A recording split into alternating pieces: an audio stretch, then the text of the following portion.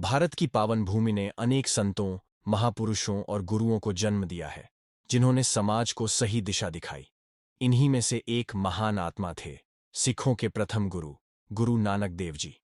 उनकी शिक्षाएं न केवल सिख समुदाय, बल्कि पूरी मानवता के लिए एक प्रकाश स्तंभ हैं। आज के इस वीडियो में हम जानेंगे गुरु नानक देव जी का संपूर्ण जीवन परिचय। गुरु नानक देव जी का जन्म एक हिंदू परिवार में 15 अप्रैल 1469 को पंजाब के तलवंडी गांव, वर्तमान पाकिस्तान में ननकाना साहिब में हुआ था। उनके पिता का नाम कालू मेहता और माता का नाम तृप्ता देवी था। नानक बचपन से ही असाधारण बुद्धि और आध्यात्मिक प्रवृत्ति के धनी थे। नानक जी का मन सांसारिक कार्यों में नहीं लगता था।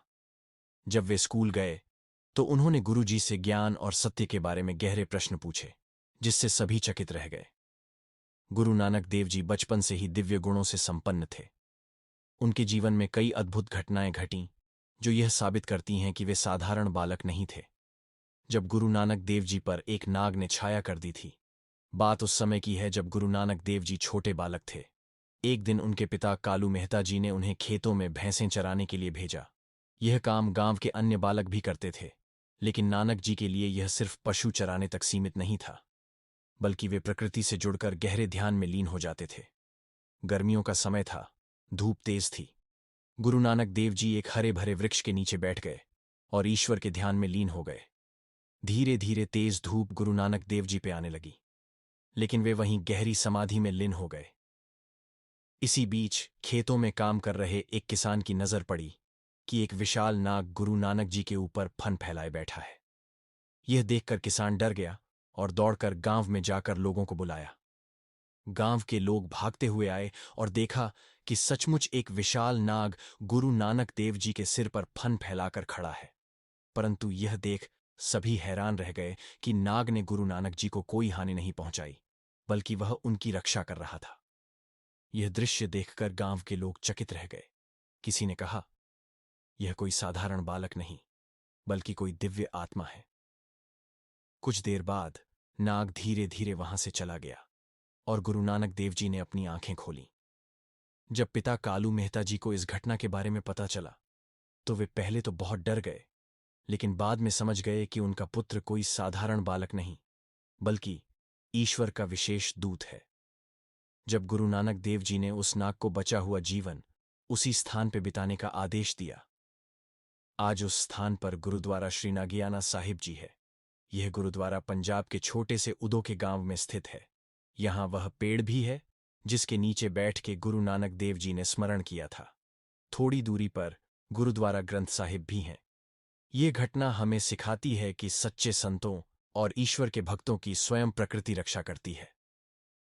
गुरु नानक देव जी के जीवन में कई भक्तों ने महत्वपूर्ण भूमिका निभाई, लेकिन उनमें से एक नाम सबसे अनोखा था, भाई मर्दाना। वह एक मुस्लिम रैबाबी परिवार से थे और बचपन से ही संगीत में रुचि रखते थे।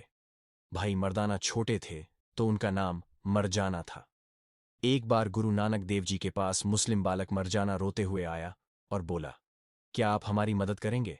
गुरुजी उस बालक के साथ उसके घर पहुंचे तो वहां उसकी मां उदास बैठी थी। गुरुजी ने पूछा तो वह रोते हुए बोली, मेरे सभी पुत्र किशोरावस्था में आकर मर जाते हैं, अब मरजाना भी किशोरावस्था का होते ये भी मर जाएगा। तभी गुरु नानक देव जी ने महिला से कहा, यह जरूरी तो नहीं, अगर तुम्हें ऐसा लगता है तो मरजाना को मेरे साथ भेज दो। महिला ने कहा, अगर ये तुम्हारे पास रहकर बच सकता है तो तुम इसे अपने साथ ले जाओ, बस मेरे बच्चे को बचा लो। तब गुरु नानक देव जी ने कहा, आज से इस बालक का नाम मर्दाना होगा। इस तरह मर्दाना और गुरु नानक देव जी पहली भेंट हुई। 16 वर्ष की आयु में नानक देव जी का विवाह कर दिया और उनके 2 पुत्र हुए, श्रीचंद और लक्ष्मीचंद। लेकिन सांसारिक जीवन उन्हें ज्यादा आकर्षित नहीं कर पाया। एक दिन वे बई नदी के किनारे स्नान करने गए और 3 दिनों तक लापता रहे। जब वे लौटे तो उन्होंने घोषणा की, ना कोई हिंदू ना कोई मुसलमान, सब एक समान है। यही उनके आध्यात्मिक संदेश की नींव थी, एक ईश्वर की भक्ति, मानवता की सेवा और जात पात से ऊपर उठकर प्रेम। गुरु नानक देव जी ने समाज में फैले अंधविश्वास, जातिवाद और धार्मिक पाखंड का विरोध किया। उन्होंने 3 प्रमुख संदेश दिए, जिन्हें नाम जपो, किरत करो, वंड छक्को कहा जाता है। उन्होंने बताया कि ईश्वर केवल मंदिरों या मस्जिदों में नहीं, बल्कि हर व्यक्ति के भीतर है। उन्होंने स्त्री पुरुष समानता और भाईचारे पर भी जोर दिया। गुरु नानक देव जी ने 4 मुख्य यात्राएं की, जिन्हें उदासियां कहा जाता है, जिनमें उन्होंने पूरे भारत, अरब, तुर्की, ईरान और तिब्बत तक का भ्रमण किया। उन्होंने हिंदू, मुस्लिम, जैन, बौद्ध और अन्य धर्मों के लोगों से मुलाकात की और उन्हें सच्चे मार्ग की शिक्षा दी। गुरु नानक देव जी अपने प्रिय संगत भाई मर्दाना जी के साथ विभिन्न स्थानों की यात्रा कर रहे थे। इसी दौरान वे मक्का शरीफ पहुंचे। रात के समय जब विश्राम करने लगे तो गुरु नानक जी का पांव गलती से मक्का मदीना की दिशा में चला गया। तभी वहां के एक मौलवी ने गुरु नानक देव जी कहा, अरे फकीर, क्या तुम्हें पता नहीं कि तुम अपने पैर मक्का की ओर करके सो रहे हो? ये घोर अपराध है। गुरु नानक जी ने माफी मांगते हुए कहा, भाई, मुझे माफ करना, मैं काफी थका हुआ हूं। क्या आप कृपया मेरे पैर उस दिशा में कर सकते हैं जहां खुदा नहीं है? जब मौलवी ने गुरु नानक देव जी के पांव पकड़कर घुमाया तो मौलवी ने देखा कि मक्का मदीना भी उसी दिशा में घूम गया। यह देखकर पहरेदार और वहां खड़े सभी लोग आश्चर्यचकित रह गए। उन्होंने महसूस किया कि सच्चे संत के लिए ईश्वर हर दिशा में है।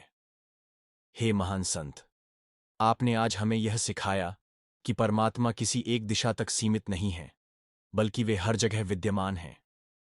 गुरु नानक जी ने हमें यह सिखाया कि ईश्वर किसी विशेष दिशा या स्थान में नहीं, बल्कि हर एक जीव और हर एक कण में बसते हैं।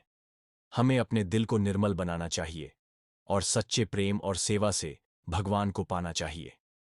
अपने जीवन के अंतिम वर्षों में गुरु नानक देव जी ने करतारपुर नामक नगर बसाया, जहां वे अपने अनुयायियों को उपदेश देते थे।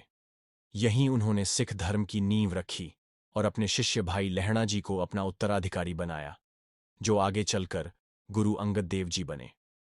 22 सितंबर 1539 को गुरु नानक देव जी ने इस नश्वर संसार को त्याग दिया। उनकी मृत्यु के बाद भी उनके अनुयायियों ने उनके सिद्धांतों का पालन किया और सिख धर्म की नींव को और मजबूत किया। आज गुरु नानक देव जी की शिक्षाएं पूरी दुनिया में फैली हुई हैं। उनके उपदेशों पर आधारित गुरु ग्रंथ साहिब सिख धर्म का पवित्र ग्रंथ है।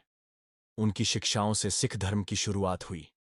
उनके सिद्धांत मानवता, प्रेम और समानता पर आधारित थे।